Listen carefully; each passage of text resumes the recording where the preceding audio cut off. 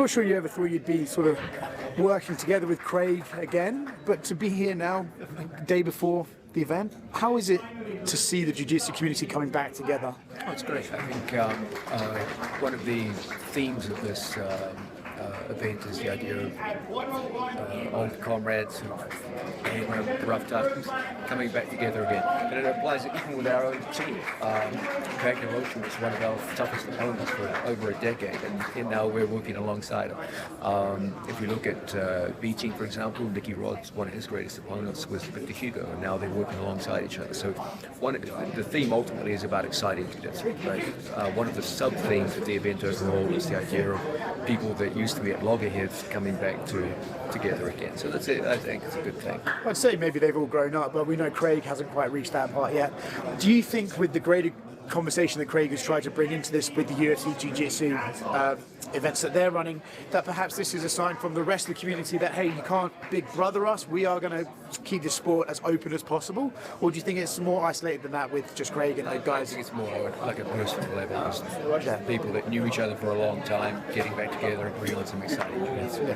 When you, as a coach, approach this contest, the element of surprise, seems to be the most paramount here.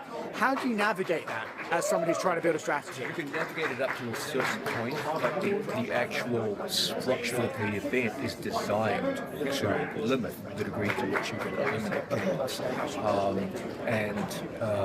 So there's some things you have control of. For example, if one of your team members gets eliminated, you have direct control. You know who the opponent is, you have direct control of who you allocate to them. So that's an example where you really can work with information to use strategy and avoid tactics and strategy. But in the case of the first pick, it's completely random. Like, you could have 1 of 5 possibilities. You're operating behind a veil of ignorance. So is your opponent, and so there's a lot of there's an equal opportunity for strategy and tactics in some cases, but also a huge amount of chaos put into it, which will make for very exciting matches and probably a lot of potential upsets. And just overall interesting matchups we wouldn't see anywhere else. In a way, doesn't that sort of perfectly fit the spirit of jiu-jitsu? My skill versus your skill, and we just see who's more technically able to get this done, basically. What's different about this is that skill is still going to be the #1 differentiator between the different teams, but you're going to see applications of skills in contexts you would never normally see them.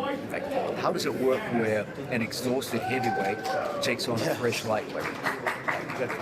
You don't see that anywhere else, and so there's elements to it where you're going to have to see different. The athlete's going to have to pull out the skills that they normally wouldn't be using to cover the contingencies that they face in front of them, and that's what makes this such a fascinating event. That's why it becomes it's designed to create entertainment rather than to directly ask who's just the best guy. Period. It's like who's the best guy under chaotic circumstances, with a lot of unknowns deliberately injected into the picture. And that just makes for a fascinating event. Thank you very much.